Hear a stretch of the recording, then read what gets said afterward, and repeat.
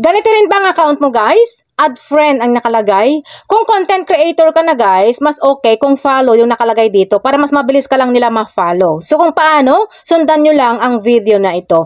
So dito sa ating Facebook account, pindutin lang natin itong settings. And then scroll natin dito sa baba at makikita natin itong followers and public content. Pindutin natin. And then, itong who can follow me, dapat nakapublic ito guys. Public yung nakalagay dito. Pero kung hindi pa nakapublic yan, pindutin natin. At dito makikita mo na itong and then save. Tapos, mag-back lang tayo dito guys ng isang beses. At makikita natin itong how people find and contact you. Pindutin natin.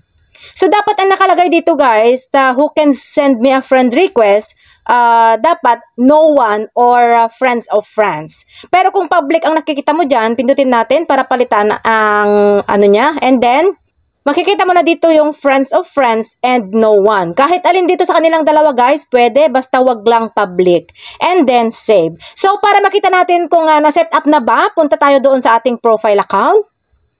So, dito guys, sa ating profile account, pindutin natin itong tatlong tuldok. And then, pindutin natin itong view as.